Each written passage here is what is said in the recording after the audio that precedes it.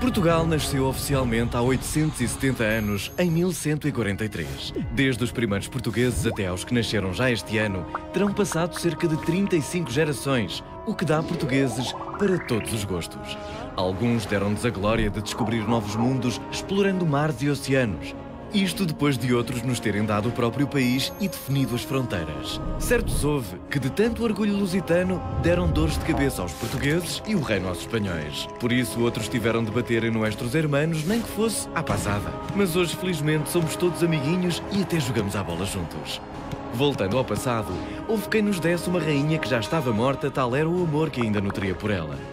Alguns portugueses criaram a moda de fugir para o Brasil, tendência que, aliás, teve vários seguidores, mesmo nos nossos dias. Muitos lutaram pelo país com espadas e bestas, outros com canhões e espingardas.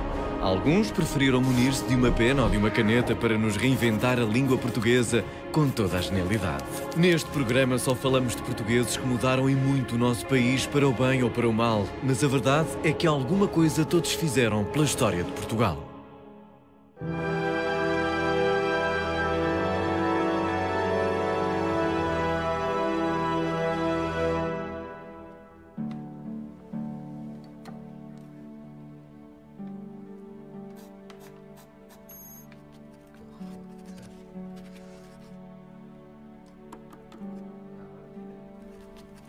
Ah, que maravilha! Isto é lindo! O Essa de Queiroz a rever os maias aqui no Grêmio Literário.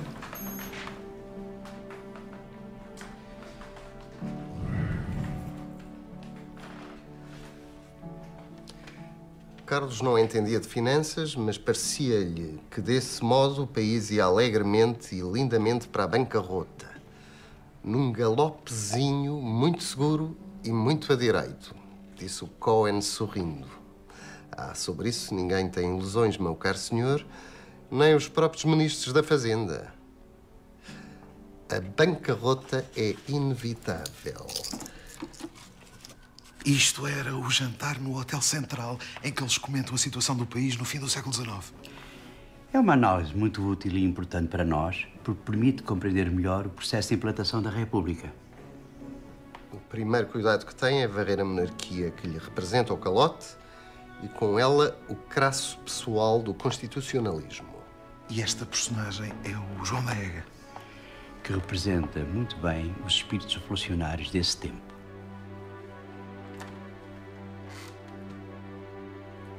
O Essa é genial a retratar a sociedade portuguesa. Sim, mas não é o único dessa época.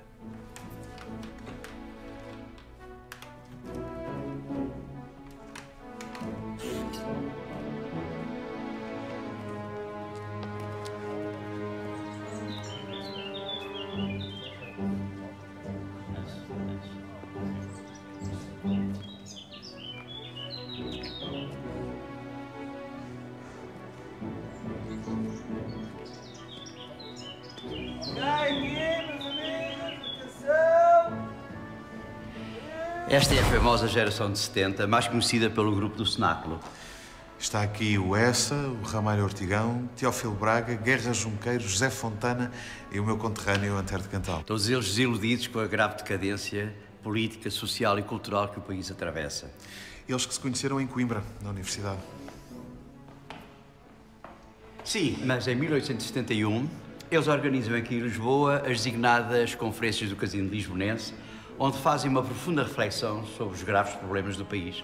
O mesmo é dizer que atacaram a ordem social e política vigente, certo? Foram de tal maneira inconvenientes que das 10 conferências previstas apenas realizaram 5. Pois, as outras 5 foram censuradas.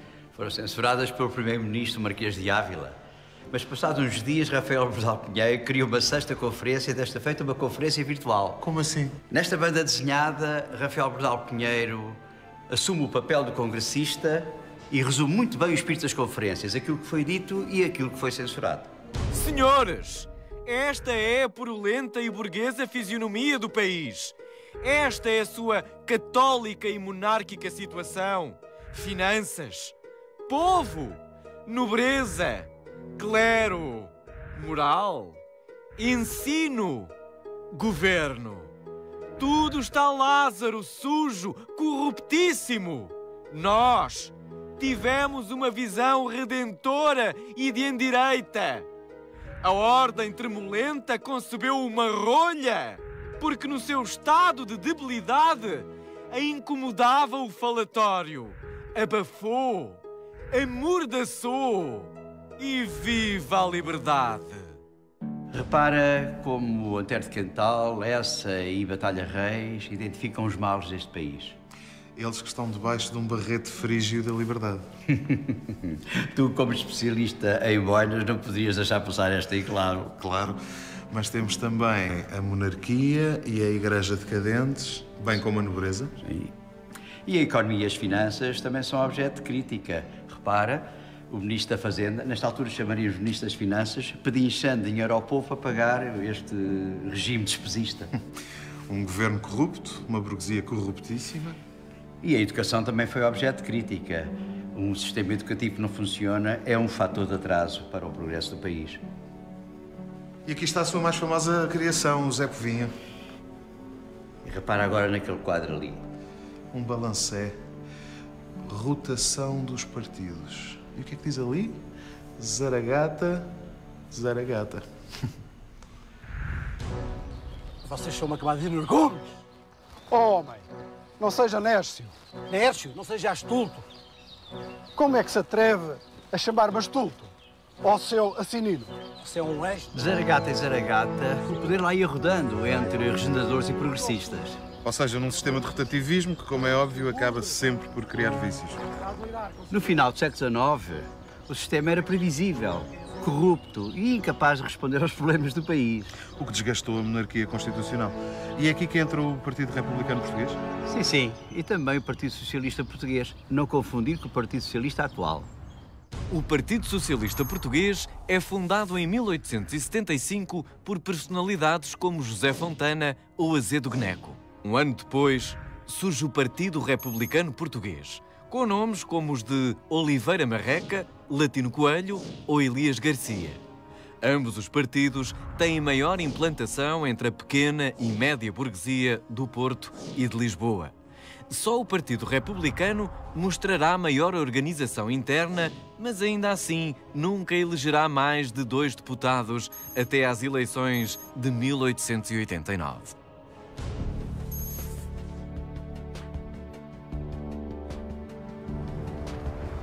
Mas em 1890, um facto internacional irá reforçar o protagonismo do Partido Republicano. O ultimato britânico saído após a Conferência de Berlim. A Conferência de Berlim pretendeu estabelecer a divisão e ocupação de África pelas diferentes potências coloniais. Nascia assim o Mapa Cor-de-Rosa, onde Portugal propunha exercer soberania nos territórios desde Angola a Moçambique. Todas as nações concordaram com o mapa, à exceção, surpreendentemente, do velho aliado, a Grã-Bretanha. A 11 de janeiro de 1890, era feito o ultimato britânico que exigia a retirada imediata das forças portuguesas entre Angola e Moçambique, nos atuais Zimbábue e Zâmbia. Portugal cedeu à Grã-Bretanha o que foi visto pelos portugueses como uma grande humilhação nacional, uma enorme derrota para o novo rei Dom Carlos e para a monarquia, levando à queda do governo do Partido Progressista. Mas aí a revolta já era de todos os quadrantes políticos e sociais e não apenas dos republicanos.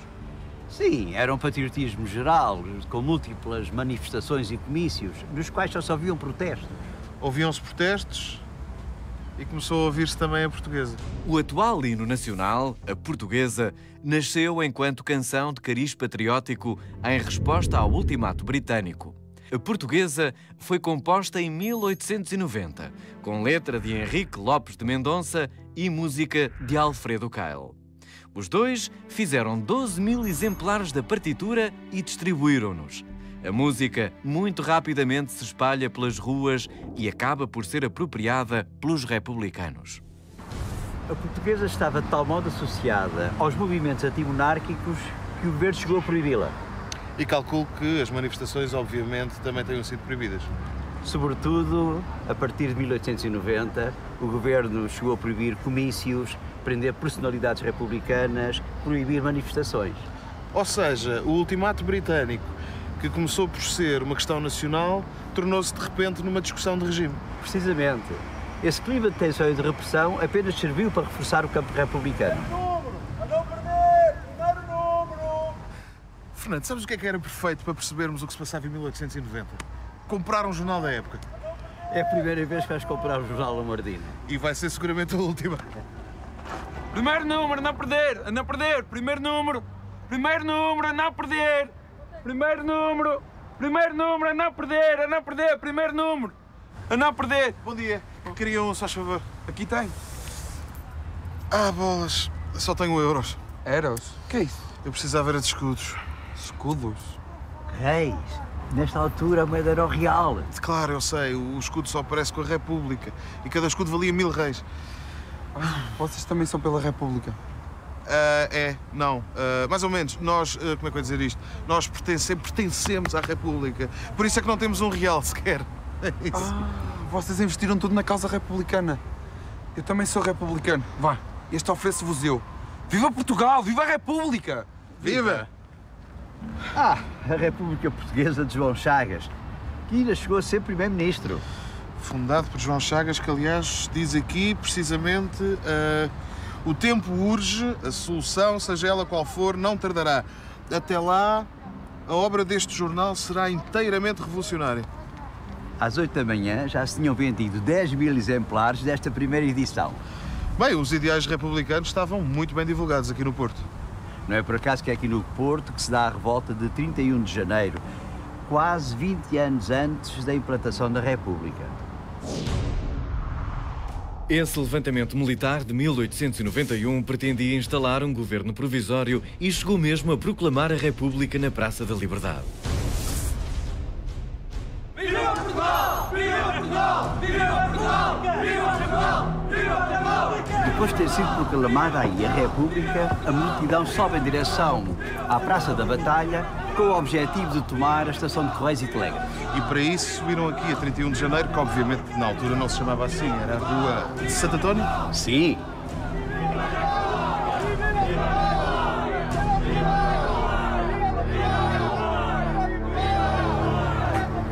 Quando a multidão em festa chega aqui em frente à igreja Santo Ildefonso, encontra já posicionado na escadaria um forte destacamento policial da Guarda Civil. E aí, acaba-se a República. Completamente. E subitamente houve-se 2 tiros vindos do lado da multidão. A Guarda Civil responde violentamente com o tratamento da fuzilaria, no qual resultam 12 mortos e 700 prisioneiros. É melhor sairmos daqui!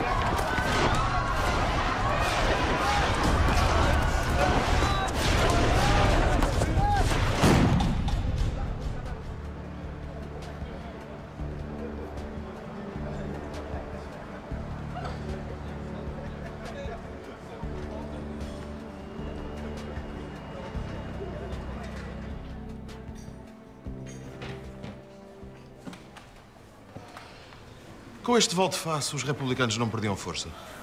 Aparentemente sim, mas cada vez mais as pessoas deixavam de acreditar na regeneração da monarquia. Assim sendo, a revolta do Porto, apesar de falhada, tinha todo o sentido para estas pessoas. E a revolução impunha-se, como dizia o nosso Guerra Junqueiro. Meu caro, a revolução impunha-se. Mas republicano. Conforme, se o monarca nos saísse um alto e nobre caráter, tanto melhor. A revolução estava feita e imprimia-se no Diário do Governo.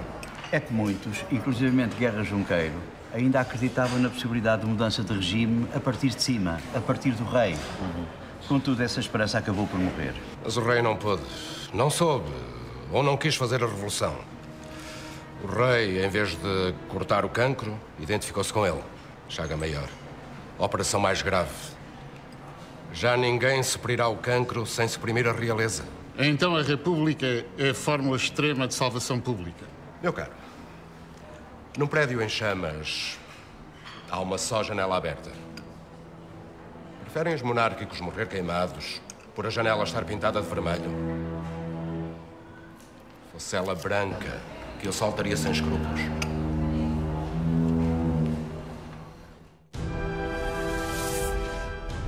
Seu Toleirão. Sou idiota. Papalvo. Sou tolaz. Parvoeirão. Sou asno. Quadradão.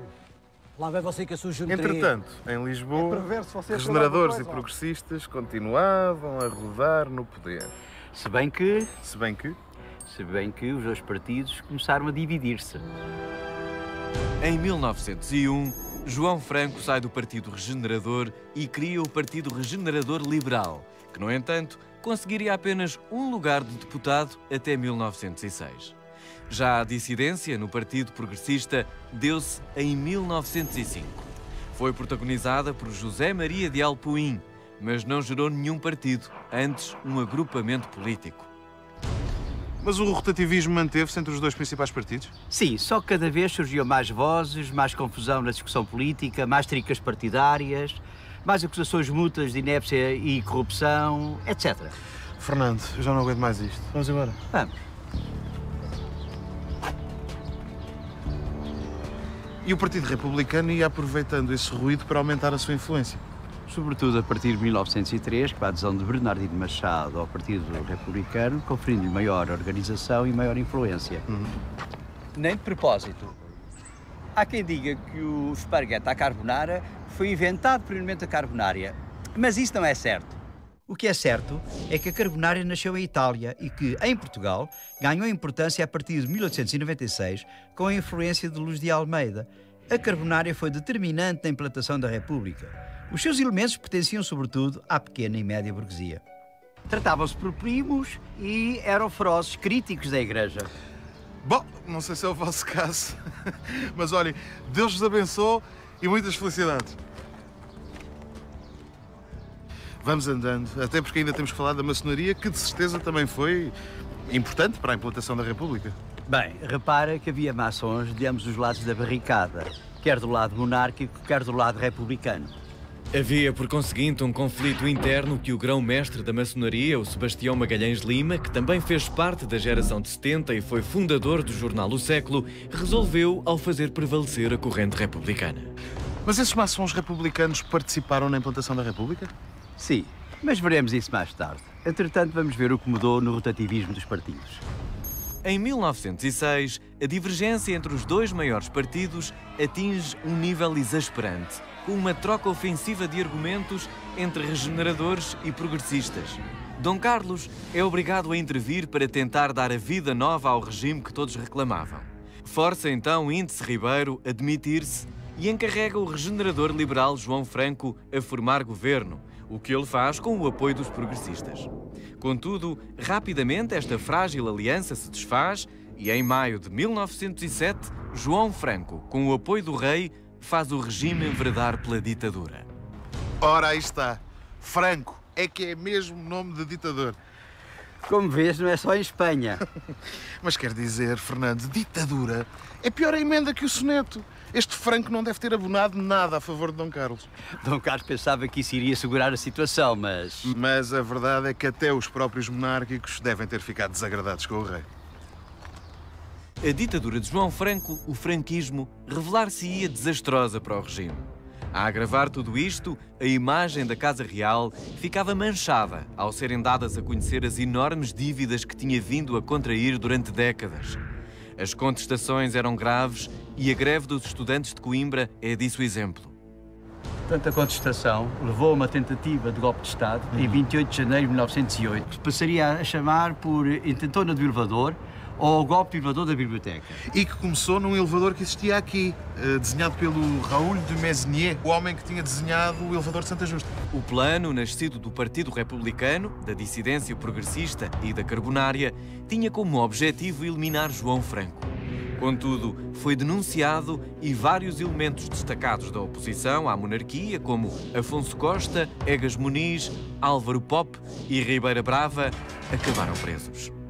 2 dias depois da tentativa de golpe de Estado, o governo decreta o exílio de todos os implicados para as colónias.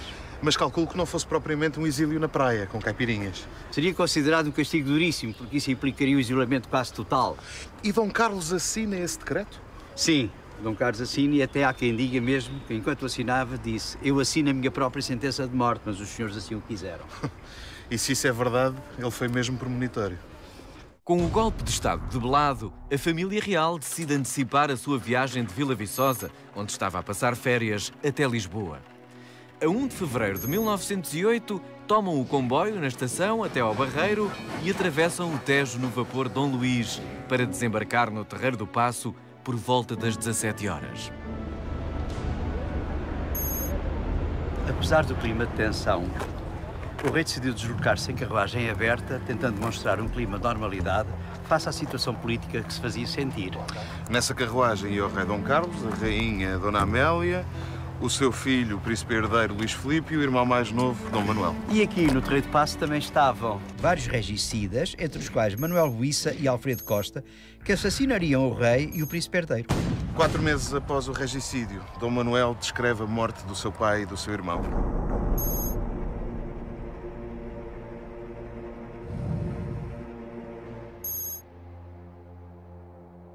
Depois do Buissa começar a fazer fogo, saiu de debaixo da arcada do ministério um outro homem que desfechou uns poucos de tiros à queima-roupa sobre o meu pai. Lembro-me perfeitamente de ver a minha adorada e heroica mãe de pé na carruagem com um ramo de flores na mão, gritando àqueles malvados animais, porque aqueles não são gente. Infames! Infames! A confusão era enorme. Na esquina do Terreiro do Paço, para a Rua do Arsenal, vi o meu irmão em pé dentro da carruagem com uma pistola na mão. Quando, de repente, já na Rua do Arsenal, olhei para o meu queridíssimo irmão, vi-o caído para o lado direito com uma ferida enorme na face esquerda, de onde o sangue jorrava, como de uma fonte. O regicídio em si terá durado menos de 2 minutos. E para além do Buissa e do Alfredo Costa, mais nenhum regicida foi detido.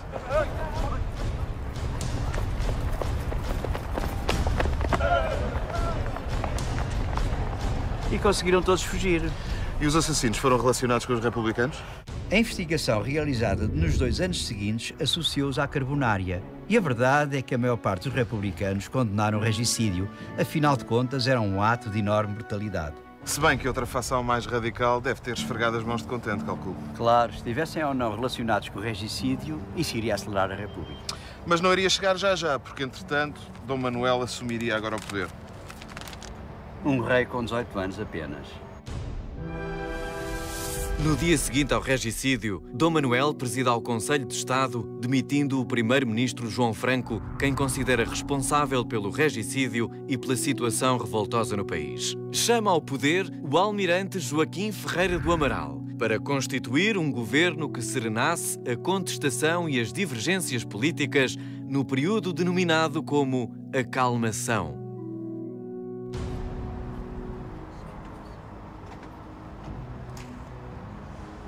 Mas esse período nada teve de calmo. Antes, pelo contrário. Nas eleições de 5 de abril de 1908, houve confrontos em Lisboa, dos quais resultaram 15 mortos. E como é que foram os resultados?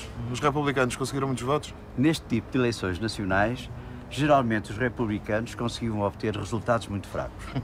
De um total de 155 lugares na Câmara, apenas conseguiram eleger 7 deputados. Ainda assim, apesar de uma fatia pequena, foi dos melhores resultados sempre dos republicanos. Mas faz sentido, não é? Onde os republicanos tinham força era em Lisboa e no Porto, que era onde estavam os seus eleitores. Sim, e nesse mesmo ano, em Lisboa, nas eleições municipais, os republicanos conseguiram 100% dos deputados. Bem, isso é impressionante, não só porque a Câmara Municipal era toda republicana, mas também porque os resultados são completamente diferentes dos nacionais. Sim, e já nas eleições municipais do Porto, de 1906, os republicanos coligados com os monárquicos liberais venceram os monárquicos ortodoxos. Sendo que Lisboa e Porto indicam a tendência política do país, isso significa que o futuro da monarquia estava tremido. Sim, a não ser que se desse uma reforma radical dos seus quadros e dos seus métodos, coisa que, aliás, nunca veio a acontecer.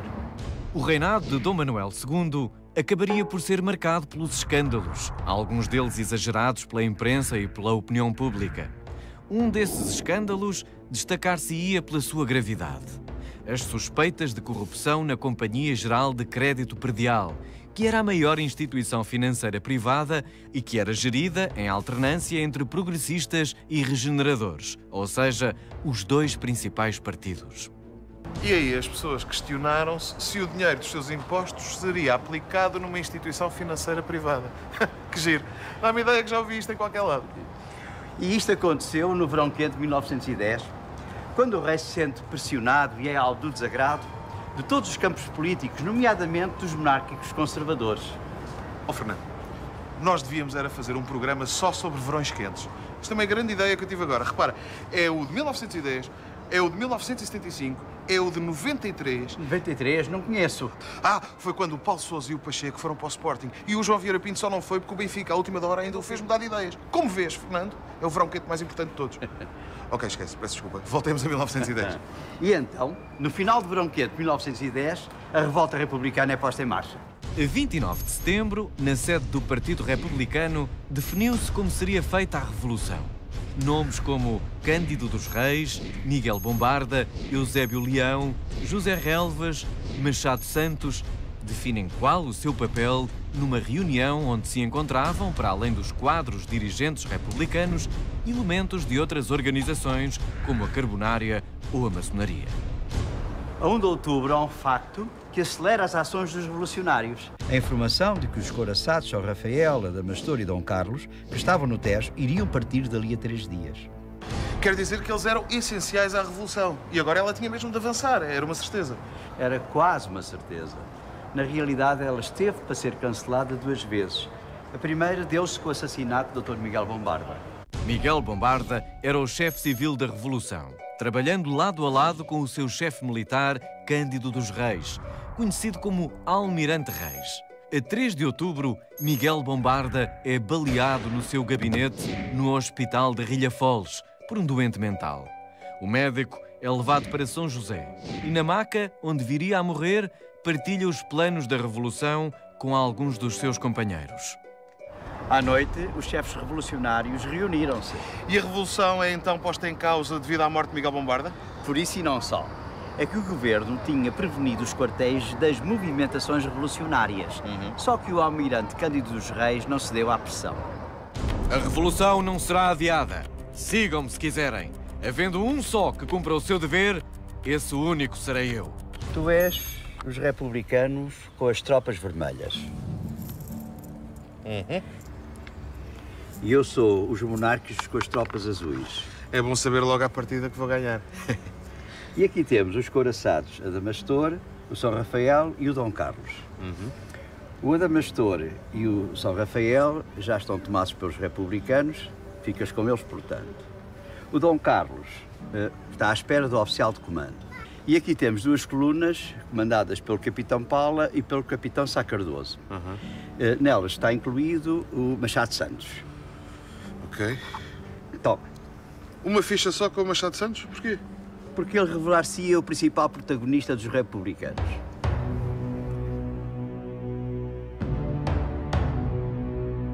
Para além de oficial da Marinha, Machado Santos era um homem da Carbonária, um dos conspiradores mais ativos contra a monarquia. Pelo seu papel determinante no 5 de outubro, ficaria por muitos conhecido como o pai da Revolução Republicana. E aqui em Alcântara tens o quartel de marinheiros já sobrelevado pelos republicanos. Entretanto, muito próximo, temos o Palácio Real das Necessidades, onde está o rei Dom Manuel II. Bem, estão mesmo muito próximos. Ok, vou tirar uma carta do jogo. Coluna de Sá Cardoso e marinheiros de Alcântara avançam em direção ao Palácio das Necessidades. Muito bem. Calma. Os marinheiros republicanos que avançam de Alcântara são interceptados por Cavalaria 4 e Infantaria 1. E o que é que lhes acontece? Recuam para o quartel em Alcântara. E repara que as tropas monárquicas, integrando já a Guarda Municipal, estão prestes a entrar em ação. Mas são muito mais que os meus homens. Sim, e por isso as tuas 2 colunas vão se juntar e vão se barricar aqui na rotunda. A rotunda de 1910 estava longe de ser a Praça Marquês de Pombal que hoje conhecemos, onde decorre a Feira do Livro e onde Sporting ou Benfica festejam as suas conquistas. Em 1910 era um dos limites da cidade, para lá da Avenida da Liberdade, um descampado onde começavam a surgir as avenidas novas. Em outubro de 1910, o Marquês era o fim da cidade. e do dia 4 para 5 foi também, sem que estivesse previsto, o centro da Revolução, onde republicanos se barricaram com a ajuda de alguns populares. E, entretanto, dá-se um grande revés para os republicanos. Suicida-se o almirante Cândido dos Reis. Durante a madrugada, o almirante Cândido dos Reis, baseando-se em informações pouco corretas, deduz que a Revolução estava perdida. Decide então suicidar-se. Depois de perderem o chefe civil da Revolução, Miguel Bombarda, os revolucionários perdiam agora o seu chefe militar, Almirante Reis. Quando a notícia é recebida na rotunda ao início da manhã, os oficiais republicanos abandonam a Revolução. A exceção é Machado Santos, que assume naquele momento a liderança do movimento, acompanhado de 9 sargentos da Carbonária. Para já existem 400 republicanos na rotunda, metade dos quais nem sequer são militares, mas sim populares. Pois, e mais alguns no quartel de marinheiros de Alcântara. Ao contrário das tropas monárquicas, que são imensas. Sim, mas de qualquer forma existem embarcados os couraçados, muitos marinheiros prontos a desembarcar pelos republicanos. Para além disso, há um elemento novo dissimulado na Revolução, um trunfo para os republicanos, que é a Carbonária. Para além de ter instigado a revolta nos quartéis, a Carbonária impediu que reforços monárquicos de fora de Lisboa chegassem à capital, desligando telégrafos e telefones e cortando linhas de comboio. Atacou diretamente as tropas monárquicas e fazia uma importantíssima contra-informação que motivava os republicanos e subvertia os soldados monárquicos estacionados no Rossio. Entretanto, os couraçados Adamastor e São Rafael disparam para o Palácio das Necessidades e, perante esse facto, o rei Dom Manuel vê-se obrigado a fugir, aconselhado pelos seus conselheiros. O que deve ter desmoralizado bastante as forças monárquicas. Muito mesmo, amigo Borges. E a propaganda republicana aproveitava muito bem esse facto. Ora vê. Ah, cá está. O rei abdicou, de facto, renunciou aos direitos que tinha pela Constituição. Está, pois, vago o trono português e essa vaga não será provida porque a nação quer assumir a posse dos seus destinos, proclamando a República. Mas Paiva Coceiro sobe até ao Jardim do Tourel e dali começa a atacar a rotunda. Paiva Coceiro foi um militar de renome e governador ultramarino que se destacou nas campanhas de África. É considerado como o último defensor da monarquia pela forma determinada com que por ela se bateu, não só em 1910, como mais tarde, durante o Estado Novo, confrontando Salazar. Os dois lados trocam disparos entre 4 e 5 de outubro. Inicialmente, Paiva Coceiro parece levar vantagem, mas no final registra-se um empate. Pois, mas agora há uma grande mudança. É que, entretanto, o couraçado Dom Carlos é também tomado pelos republicanos e os 3 barcos dirigem-se para o Rossio. Mas no Rossio existem muitos soldados que, no fundo, já aderiram à República. E vão-se recusar, certamente, a reagirem contra os embarques dos marinheiros. O que significa, caro Fernando, que vários destes soldadinhos azuis são, na realidade, vermelhos. Com licença. Sim, agora parece que os acontecimentos estão a favor dos republicanos. É verdade, mas é uma vantagem muito pouco notória ainda. Sim, só que há um segundo acontecimento muito estranho e que vai acelerar o processo revolucionário. Espera, que este eu sei. Com licença, o que se passa é que às 7 da manhã de 5 de outubro há um diplomata alemão que vai até ao quartel-general monárquico propor uma pausa de 1 hora no combate. Para quê? Para que os cidadãos estrangeiros pudessem sair de Lisboa. Depois, pelo seu próprio pé, vai até ao Marquês propor o mesmo armistício aos republicanos. Só que o indivíduo levava com ele uma bandeira branca. E o que é que aconteceu? Aconteceu que os populares, ao verem aquilo, pensavam que eram os monárquicos a renderem-se. E há uma data de gente que desata a festejar. No meio disto tudo, só não sei qual foi a reação do Machado Santos. Meu caro Luís Borges, estou agradavelmente surpreendido contigo. Mas Machado Santos, de início, mostra-se cético perante o pedido de armistício.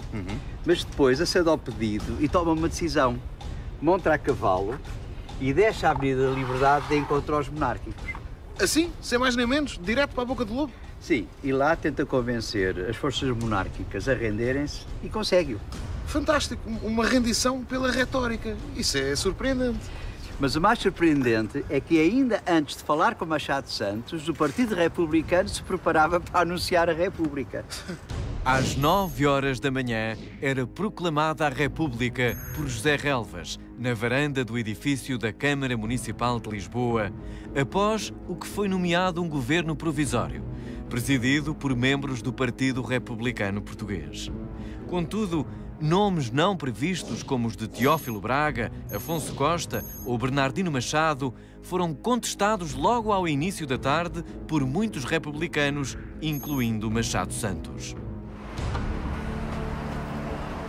República mal nasce é contestada. Talvez porque os seus principais mentores não são os que depois assumem o poder. E que já nem sequer estão vivos, o Almirante Reis e o Miguel Bombarda. Sim, para além disso, o Partido Republicano sempre abrigou diversas correntes de opinião que a partir de 1911 se dividem. E que têm voz através dos seus jornais. Temos Afonso Costa com o jornal O Mundo, José de Almeida com a Alma Nacional e Brito Camacho com a Luta. E mais uma vez vivemos uma época de grande instabilidade política e social. Que se agrava depois da Primeira Guerra Mundial, com as tensões entre o grande capital e o mundo do trabalho. Grandes tensões, aliás, que se passam também no resto da Europa. Sim, mas que entre nós levaria ao aparecimento da ditadura do Estado Novo. Mas voltando um bocadinho atrás, a 1910, o que é que aconteceu com Dom Manuel II? A família real embarca no iate Real Amélia e ainda tenta desembarcar no Porto para uma contra-revolução, mas é informada que a Invicta também aderiu à causa republicana. Acaba por partir para a Inglaterra, onde viveria o seu exílio. Curiosamente, a Grã-Bretanha, que foi uma das principais causadoras do fim do regime. São as velhas ironias da história. Mas, ó Luís, eu gostava de acabar o programa em beleza. Em beleza? Como assim? Com a imagem da nossa República.